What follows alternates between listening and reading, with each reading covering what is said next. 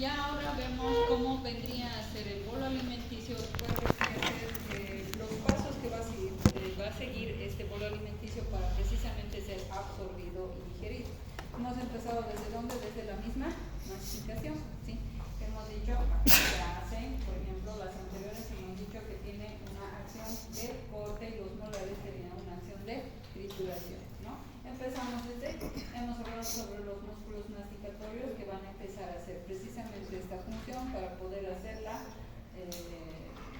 trituración, el corte de todos los alimentos que vamos a ir ingiriendo, ¿sí? El reflejo masticatorio, que es importante, que hemos visto desde el momento en que ya es un reflejo, es decir, desde el momento que ya sientes, nosotros ya colocamos un alimento en nuestra boca, se va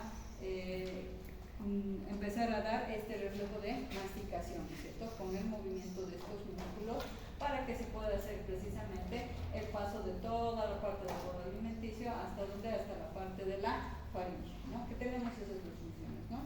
Para la parte respiratoria, pero siempre va a evitarse de que estas puedan pasar a nivel de nuestra tráquea o las vías aéreas, ¿no? No existe ningún tipo de problema. Esto hablábamos un poquito sobre la masticación, que es importante. ¿Por qué se ha puesto un poquito en frutas y verduras? Porque la parte de la celulosa, que van a ver de que todas las fibras, sí, o sea, mejor dicho, las verduras tienen este tipo de componente, no es malo, sino es un poco más difícil de digerir. En pocas palabras, nosotros no tenemos, se puede decir, esta enzima para hacer la digestión, pero esta no es que es perjudicial, decir, nosotros no comemos, sino más bien le da la forma al bolo alimenticio para que precisamente no existan. Por eso dicen siempre las personas que puedan tener ciertos problemas en la digestión, nos ayuda a armar esto, el bolo alimenticio, para que pueda pasar, ¿no es cierto? Para hacer una mejor, vamos a decirlo, pasa de este bolo alimenticio a través de nuestro sistema gastrointestinal. Entonces hemos empezado desde la masticación, ¿no? Ya hay ese reflejo, se va a liberar este reflejo de la masticación, inmediatamente que vamos a tener ya el bolo alimenticio en la boca, se empieza a hacer todo esto, pero sí es importante saber que cuando ya vamos a hacer, una vez que hemos terminado de masticar, ¿qué tenemos que hacer? La deglución, ¿no es cierto? Deglutir. Ahí es donde sí es importante, por ejemplo, algunos mecanismos que se deben hacer para que pueda, lo que les decía, no pasar a mi vía aérea, ¿no es cierto? Los alimentos, ni siquiera las mismas fosas nasales, ¿no? Entonces, ¿qué es lo que pasa? Tenemos, para hablar de la deglución, de dos formas que se manejan, una que sería la voluntaria y la involuntaria. La voluntaria es la oral. Una vez que yo tengo el alimento, he hecho la masticación, yo voluntariamente estoy tragando, ¿o no?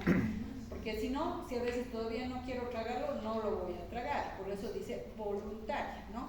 Ya después, cuando va a pasar desde la parte de faringe, esófago, esa ya sería, ¿qué cosa? Ya una involuntaria, porque esta va a ir pasando de acuerdo a los reflejos que se van a ir tocando, ¿no es cierto? Se van a ir estimulando. Por eso dice la faringe y la esofágica es cuando va a ir pasando, ¿no? Nosotros vamos haciendo mi voluntaria y después va a ir pasando de esta manera el alimento, ¿no? Entonces, como ven aquí, miren, tan simplemente como tenemos ya el bolo alimenticio, miren, ya cuando ya toma, se podría decir, yo ya estoy haciendo la deglución. En la pared posterior, se podría decir, parte posterior de la lengua y paladar arriba, más o menos así es donde toma el contacto el bolo alimenticio. Miren, ¿por qué he puesto aquí? Ya van a activarse unos centros de deglución, ¿sí? Cuando ya está en esta pared posterior, ¿no? Entonces estos, por eso aquí está, miren, aquí está el bolo alimenticio, está en la pared, vamos a decir, ya posterior de la lengua. Entonces se van a activar estos centros de deglución que se encuentran a nivel del bulbo, ¿sí? Entonces, después, para que precisamente esto ya vaya a actuar, la faringe va a hacer un cierre para evitar esto, el paladar blando se va a elevar, ¿sí? Se podría decir aquí, para tapar las guanas. ¿Qué sería para tapar las guanas? Para que no pase a las fosas nasales. Si alguna vez uno se ha atorado y ha pasado hasta aquí, eso es porque uno o se ha puesto a reír o no ve, se ha distraído y ha hecho un mal movimiento, ¿no es cierto? Una mala deglución, ¿no? Entonces no he dado el tiempo respectivo y por eso ha pasado de una forma tolerable, pero inmediatamente empezamos a toser, porque ¿qué hace? Reacción, ¿no es cierto? Nuestro cuerpo trata de eliminar donde no le corresponde tener, por ejemplo, creo que la mayoría pueden ser líquidos, ¿no? Cuando pasa o llega a pasar, porque no hemos hecho una correcta devolución, ha sido una distracción sobre todo, se dan cuenta por eso, ¿sí? Entonces, eso es lo que pasa, miren, basta que pasa, el paladar blando se eleva y va a ser, al elevarse tapa estas cuerdas, ¿sí? Entonces, al tapar, está haciendo que entonces el alimento vaya dirimiéndose hacia dónde, hacia la parte de la faringe. Y no solamente esas, después la faringe es la que va a tener también su función para evitar que pase después a la tráquea, porque no tenemos que pasar a la parte de la laringe, ¿no ve? Eso ya sería vía aérea, ¿no ve? Entonces esos son los espacios que se tienen que ir haciendo y después, bueno, miren, por eso digo, va pasando, la faringe igual va a hacer su cierre determinado, va a pasar la faringe y después hasta la parte del esófago con movimientos de un cierto peristaltismo, vamos a decirlo así, ¿sí? Para que vaya pasando este alimento, ¿sí? Lo mismo, por eso decía, miren, las cuerdas vocales generalmente se aproximan, es como decir, ¿no? Como cerrar, ¿sí? Tomado este movimiento es en segundos, ¿sí? Son segundos porque nosotros hacemos continuo, ¿no? Cuando vamos comiendo, vamos hablando, evidentemente, pero en un momento dado, como que por eso se decía, segundos se corta la respiración para que nosotros vayamos tragando, ¿sí? Haciendo la deglución respectiva de todo el alimento, ¿sí? Entonces lo mismo, miren, la laringe que hace, sube y va a hacer, después seguimos, ¿no es cierto? O sea, sigan viendo que va pasando, ¿no? El bolo alimenticio.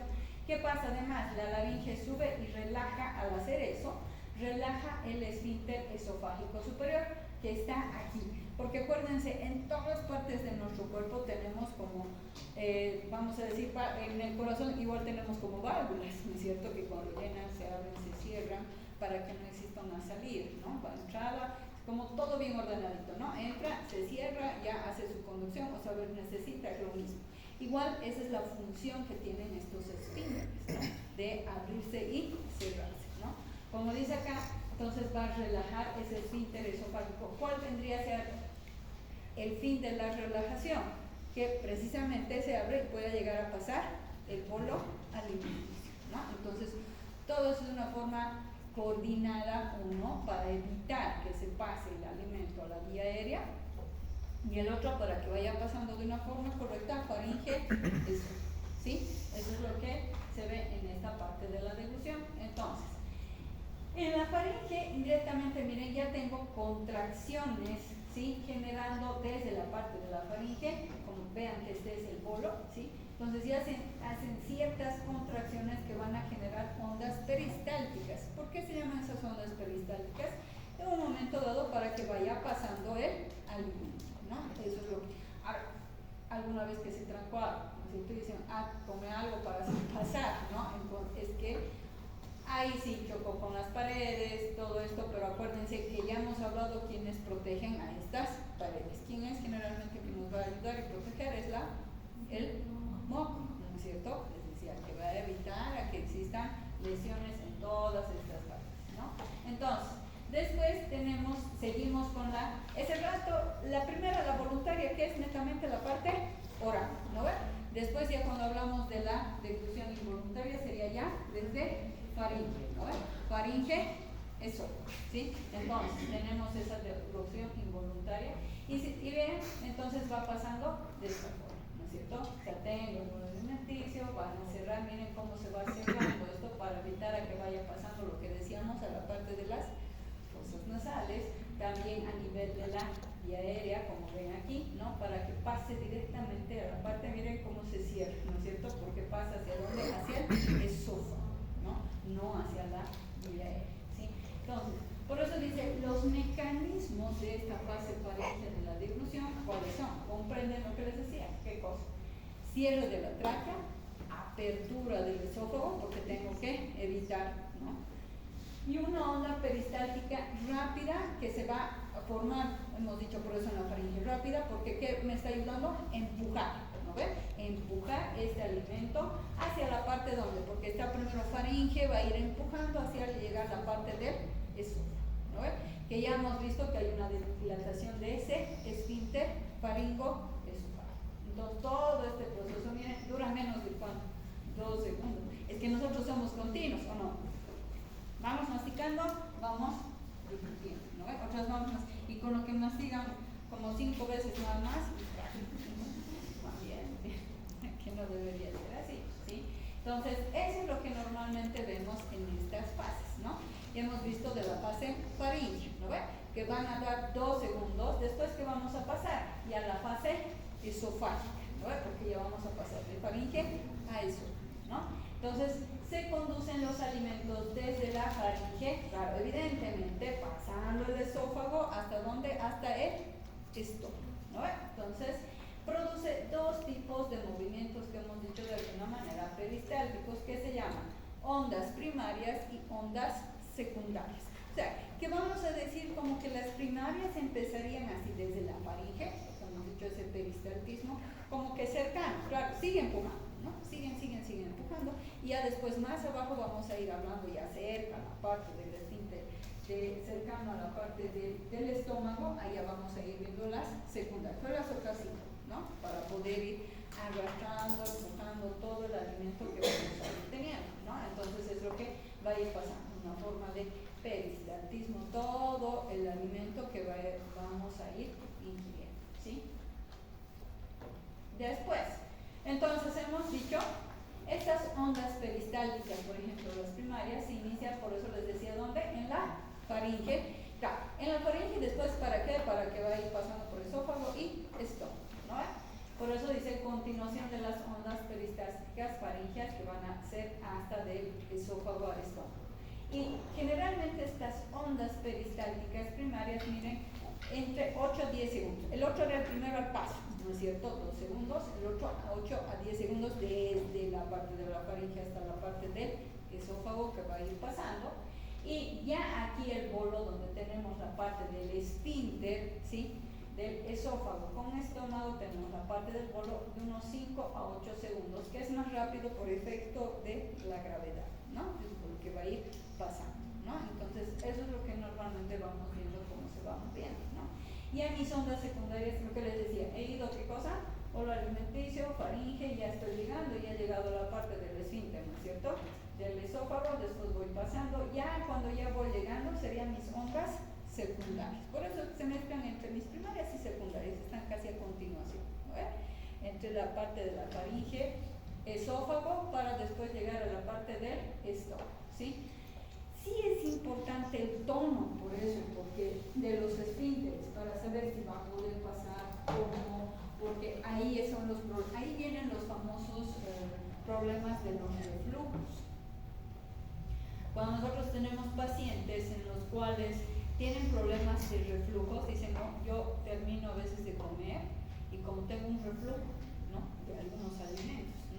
Entonces, ¿qué es lo que pasa? Ahí puede tener problemas, bueno, eso no los voy a explicar porque yo es más complejo, a veces son hernias hiatales, o sea, de hiato, que pueden generar precisamente, como están constantemente abiertos, entonces esto puede pasar, no se cierra totalmente.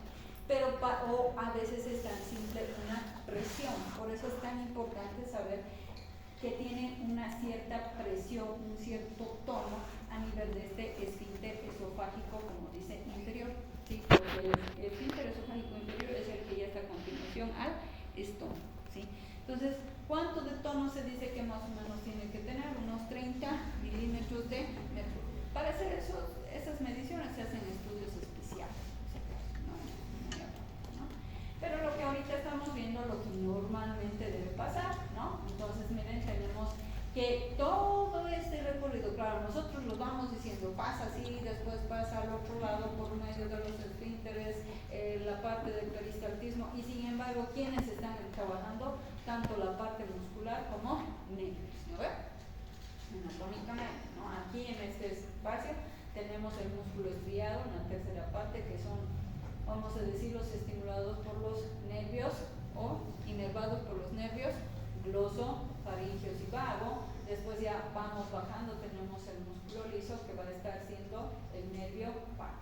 Entonces aquí es como se dice, este es el esfínter esofágico inferior, que tiene que tener ese tono para después pasar. Una vez que ha pasado el alimento, esto se tiene que servir, ¿no? Para que no existan los problemas que les he dicho. Es eso, evita ese reflujo ácido gástrico. Este es uno sano, miren, esófago y el esfínter ya tengo, ¿no ve? Ya ha pasado el alimento, aquí está el alimento y se cerró, ¿no? Ese esfínter. Pero cuando algo no está bien, cuando este esfínter se mantiene abierto, miren cómo hace este reflujo, ¿sí? Y el reflujo es molestoso, ¿no? A eso no vamos a ir, porque eso ya son patologías que se pueden dar en pacientes en los cuales tienen estos problemas, ¿no? Se van dividiendo por grados, dependiendo de la complejidad, pero lo que nosotros sabemos entonces, fisiológicamente hablando, es que este esfínter, una vez recibido, tiene que ir cerrado, ¿no? Para que no exista este reflujo precisamente de los alimentos, porque además después lesiona, ¿no? Porque va pasando el estómago y acuérdense lo que les decía, estamos en un medio ácido y que vuelva, ahí es donde empieza a generar estas molestias y lesiones, ¿sí? Ahí es donde llaman el esófago de barro, por ejemplo, ¿no? Es más complicado todavía, ¿sí? Una vez que nosotros vemos, ya hemos pasado faringe, esófago, por medio de estas ondas peristálticas, han pasado al estómago y ahora en el estómago llegó el bolo alimenticio, ¿sí? Tenemos la parte del estómago y ¿qué pasa? Son funciones 3 en el estómago, ¿sí? Por eso dice 3 funciones motoras, ¿cuáles serían? Almacenamiento, mezcla y vaciamiento. Esas son nuestras 3 funciones en el estómago. Por ejemplo, almacenamiento de qué? Va a empezar a almacenar, como han visto, ¿no es cierto? Llega, ¿no?, el alimento, por eso dice, de grandes cantidades de alimentos hasta que puedan ser procesados en el estómago, el duodeno y el resto del intestino. Lo que les decía, no crean que es pasa y pasan y pasan, ¿no es cierto? Aquí primero van a empezar a ¿qué? ¿Quiénes actuar? Nuestros jugos digestivos, ¿no ve? Para empezar a ver la forma en cómo estos alimentos se van a ir absorbiendo, distribuyendo, ¿no? Ir armando ese bolo alimenticio. Entonces va pasando. Después, ¿qué pasa? Primero ha ido almacenando, ¿no? Porque va obteniendo todo el alimento, no lo pasa ese rato al intestino, ¿no ve?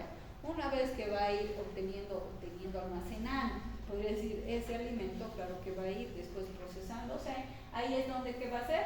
Va a ser una mezcla de estos alimentos, ¿no ve? ¿Con qué? Con sus secreciones gástricas hasta formar una papilla semilíquida llamada quimo. Por eso cuando nosotros empezamos a hablar de que empiezo a hacer la masticación, no se llama quimo, sino es el primero bolo alimenticio, ¿no es cierto? Empieza con eso. Cuando ya llega al estómago, vamos a decir que recién vamos a decir que este se llamaría el quimo, porque ahí es donde se forma, como dice acá, como una papilla, porque lo mezcla, ¿no? Esa es la función, ir mezclando con todos estos, las secreciones o los jugos gástricos, ¿sí? Entonces, por eso, papilla semilíquida, porque está tratando de hacer de que estos alimentos sean mejor digeridos, ¿no? Para que vaya pasando a la parte intestinal. Y el otro, ya hemos visto, almacenado, después que ha hecho, mezclado, y después ¿qué tiene que hacer? Vaciar, ¿no es cierto? Entonces empieza a hacer su vaciamiento lento, por eso dice, vaciamiento lento ¿de quién? Ya no voy a decir del bolo, sino sería del quimo, ¿no ve? Entonces, desde mi estómago, ¿hacia dónde? Hacia el intestino. Como ven aquí, pasa al esófago, después aquí está, se va a hacer todo ese proceso en este espacio, como que ya sabemos todos nuestros jugos gástricos, y después aquí tengo, por ejemplo, el esfínter pilórico, porque a continuación, ¿quién viene? El duodeno, ¿no? Entonces, por eso se dice, después va a pasar a la parte del intestino delgado, a un ritmo adecuado para que este último, o sea, el delgado pueda digerirlo y absorberlo. ¿Se acuerdan que todavía un poquito con un stop, ¿no ve? Hasta que él poder, cuando todavía hay mucho, no, va yendo lentamente, va recibiendo lentamente todo este alimento para poder después seguir el proceso de que ella también sabíamos en el intestino de absorción, ¿no ve? Que va a tener sus absorciones y después ya lo último de eliminación, ¿sí? Entonces, como se dice, mire, generalmente para ese almacenamiento, durante ese almacenamiento que hemos hablado en el estómago, forman círculos concéntricos, ¿sí? Se van a formar así más o menos para empezar a hacer su mezcla, vamos a decirlo así. Hay una cierta distensión gástrica, hay un reflejo vago-vagal y hay una después relajación gástrica completa, ¿sí? Porque todo ese proceso se va a dar para que después esto se vaya haciendo, por eso el almacenamiento, el proceso de mezcla y después el vaciamiento, ¿sí? Entonces, como se dice, ¿qué es lo que nosotros vemos? Las glándulas gástricas inician su secreción cuando entra en contacto con ¿quién? Con los alimentos, ¿no? Generalmente ahí tenemos el bolo, que es lo que va a ir pasando a la parte del esófago. ¿Quiénes son las glándulas gástricas? Inician por medio de ¿quién? ¿Quiénes van a eliminar? Los jugos digestivos, ¿sí? Entonces estos jugos digestivos van a empezar a liberarse para hacer todo ese proceso de la mezcla. Por eso dice presencia de alimento en la parte superior y media. Van a iniciar ya esas ondas peristálticas en 3 minutos. Simplemente ya va a empezar, miren como aquí ya está. Entonces ya va a empezar en esta parte superior, ya se van a empezar a dar esas ondas peristálticas para empezar ya a preparar todo, ¿no? Que van a empezar a darse por medio de estos jugos digestivos, ¿no? Y se van a dar estas ondas de mezcla, ¿sí? Entonces, lo mismo, ¿qué es lo que va pasando? ¿No? Va pasando, miren, va pasando el bolo alimenticio, ahí es donde se va a ir formando, y miren, es así, más o menos, ¿no? Que se hacen este tipo de ondas. Por eso dice, el píloro, evidentemente, miren, se ha contraído, ¿no? Y después, una vez que ha dejado la contracción, porque al principio han visto cómo se ha contraído, ¿no? Para que se haga primero el proceso, porque si todo estuviera abierto, no hay nada, ¿no ves? Entonces, hace su contracción y después se hace la apertura respectiva. Miren, ¿no ve? Ahorita está en una contracción. Una vez que primero ha hecho toda la parte de la mezcla, el almacenamiento, una vez que ya tendría que haber hecho toda esa retropulsión, los anillos, lo que les decía, y recién se va a ir relajando para ir pasando el alimento, ¿no ve? Por eso dice, acuérdense cuando hemos hablado, hay potenciales, ¿no ve? Que les decía potenciales de espiga. Los potenciales, ¿cuáles eran los otros? Las ondas peristálticas, ¿no es cierto? Lentas, que hemos hablado, ¿sí? Entonces aquí hablamos en espiga en un determinado lugar porque es una función un poco más rápida, ¿no? Entonces eso es la forma como vamos viendo su mezcla y la propulsión, ¿no? Lo mismo que tenemos aquí es como, imagínense, así va, ¿no? Todo nuestro alimento ahí está, se va mezclando, se va almacenando, se va mezclando y después ya una vez que lo ha vuelto como que es la papilla, se va a ir haciendo el vaciamiento. Y hemos hablado en las otras clases, ¿se acuerdan de quiénes son los participantes? La secretina, la grafina, bueno, ¿sí? Ya hemos hablado de eso en las secreciones de los diferentes, las glándulas que nos dan diferentes líquidos para poder, o secreciones, para que nos puedan ayudar a hacer absorciones o digestiones, ¿no? Para poder absorber todo esto. Hay las famosas contracciones del hambre. ¿Alguna vez han debido tener? ¿No? Las famosas contracciones de hambre. Generalmente estas contracciones de hambre, vamos a decirles que son relativamente normales, sobre todo en el periodo postprandial. ¿Qué es lo que pasa? Generalmente se dice que se presenta, mire, entre 12 a 24 horas después de la última ingesta. Claro, a ver, que alguien haya almorzado, digamos a esta hora, las 12:30.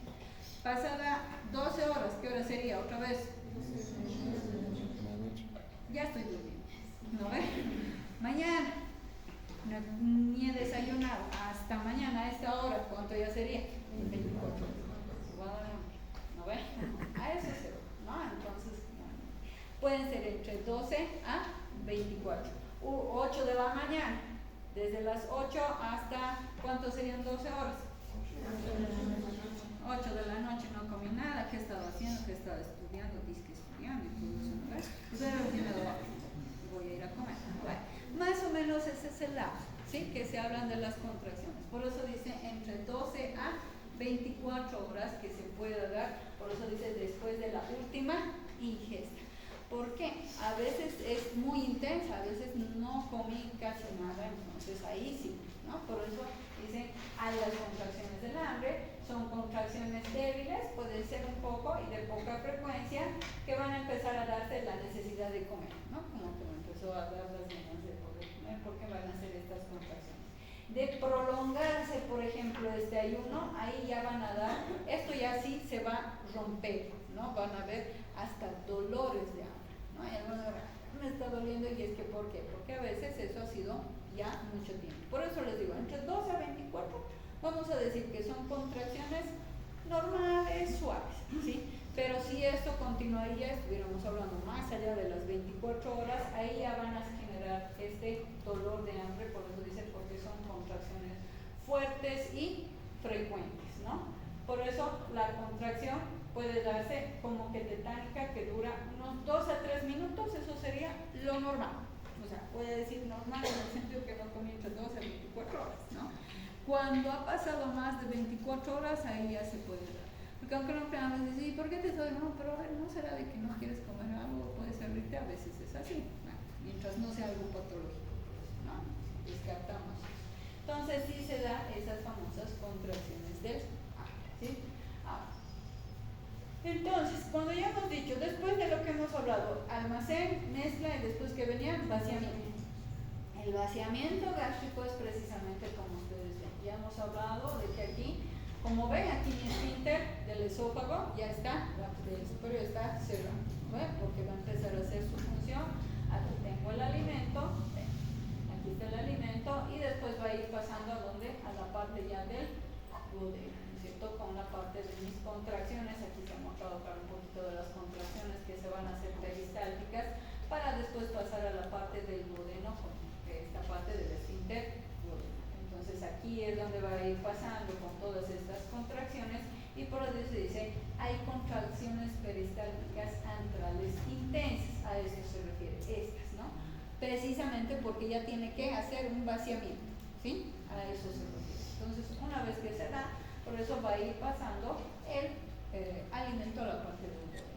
Contracciones que inician en la parte media, como está acá, miren, parte media ya del estómago, se van a ir propagando hacia la porción caudal, ¿no? Estas contracciones generalmente que son ya más intensas, porque ¿qué queremos hacer? Vaciar, ¿no? Ya estamos queriendo hacer el vaciamiento. Entonces suelen crear una presión, miren, ¿de cuánto? 50 a 70 centímetros de agua.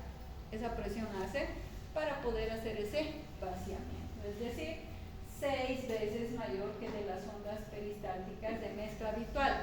O sea, ¿por qué? Porque ahorita ya no está en mezcla, es como ahorita yo estoy mezclando normalmente, pero cuando ya tengo que vaciar ya lo hago más rápido, ¿no? A eso se refiere. Primero se ha mezclado para formarse esa papilla, que sería, ¿qué cosa hemos dicho? Y después va a ir pasando y ahí ya tengo que irlo vaciando, ¿no?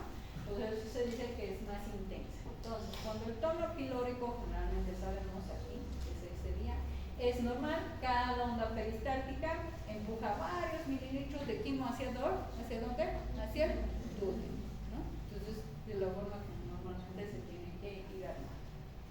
Ahora, cuando vemos que la misión del píloro, como dicen, el control de este vaciamiento, estamos aquí, ¿sí? Tengo la parte de mi esfínter.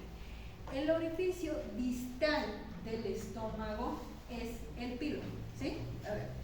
Por eso dice, en esta zona el grosor del músculo parietal circular es de, miren, del 50 al 100% mayor que en las porciones anteriores del antro gástrico. Ya sabemos dónde está la parte del antro gástrico, ¿sí? Y mantiene una ligera contracción tónica la mayor parte del tiempo. ¿Por qué? ¿Por qué estamos hablando? Porque es importante este esfínter, ¿o no? También es importante que tenga un buen tono, precisamente, o para que no pase fácilmente, ¿no? En un momento dado, porque si no, es como un embudo, ¿no ves?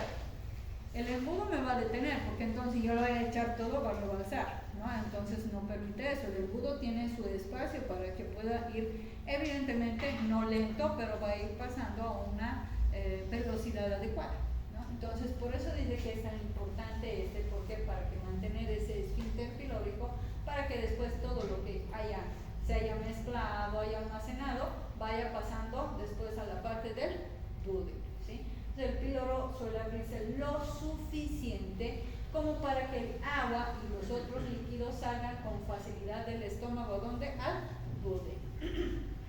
Si no, por el contrario, la constricción evita las partículas que no se encuentran mezcladas. Por decir, o habría problemas en esto, ¿qué va a pasar? se va a empezar a quedar alimento en el estómago. Y ahí es gran problema, ¿no? Porque ¿qué pasa? Entonces va a haber una retención gástrica, va a empezar a haber las molestias, la distensión del estómago y el paciente empieza ¿qué cosa? A veces hasta tener vómitos, ¿no?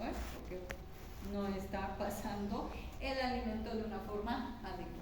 Ahora, no siempre pónganse a pensar que el problema es el esfínter, sino claro, este sí es importante, como se dice, ¿no? Para el paso de los alimentos. Pero a veces, bueno, me voy a ir un poquito más allá, cuando hay una obstrucción del intestino, ¿sí? Ha habido un problema ahí, no pasa, ¿no? Entonces este dice, no pasa y se va quedando por eso estos alimentos en el estómago y ahí es donde igual la persona se va a sentir mal. Como se dice, se va a empezar a podrir, vamos a decirlo así, el alimento en su estómago porque está retenido, ¿no? Entonces eso es lo que normalmente sucede. Este esfínter sí es importante, lo que les decía, porque se abre, hace su apertura lo suficiente como para que pueda pasar todo lo que... Cuando tenemos alimentos un poco más, por eso se dice más, con cierta dificultad de digestión, tarda más nuestra digestión, no es que no pasa, ¿no? Y yo ya les he dicho, las veces que yo he colocado sondas, a veces hemos colocado sondas nasogástricas, hemos aspirado, no les voy a decir, pero sí pedacitos de papa, unos chocos de comida, que no estaban ni siquiera bien masticados, porque están ahí, el estómago se tiene que encargar de hacer eso, porque ¿quiénes son los que tienen que encargarse de triturar y cortar? Son los dientes, pues, no el estómago, bueno, ya va a tener que hacer más trabajo todavía, ¿no ve? Con todos estos jugos digestivos, ¿no? Por eso es que se dice que para la digestión, ¿qué es importante una buena masticación, ¿sí? Eso es lo que normalmente se tiene que hacer, ¿sí? Hay que ver, como dice, hay ciertos factores gástricos que van a estimular el vaciamiento, que es un efecto del volumen alimentario sobre la velocidad del vaciamiento. Por ejemplo, estos son factores gástricos, ¿sí? Que van a estimular este vaciamiento. Aumento del volumen de alimentos. Cuando yo me meto tanta comida, cuando ya no tengo ganas de nada, ¿no? Dicen ya, comí hasta voluntad, ¿no? Alguna vez han hecho el volumen, ¿no?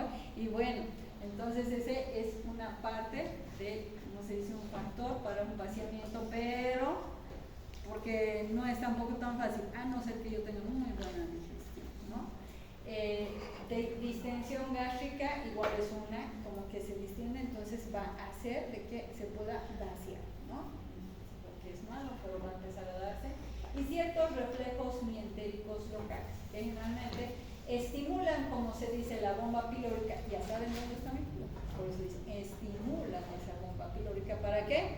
Para que se vacíe, ¿no? Más rápido, ¿no? Todo este contenido. Y si algunos me pueden inhibir el esfínter pilórico, dependiendo, ¿no? ¿Qué es lo que me va a hacer?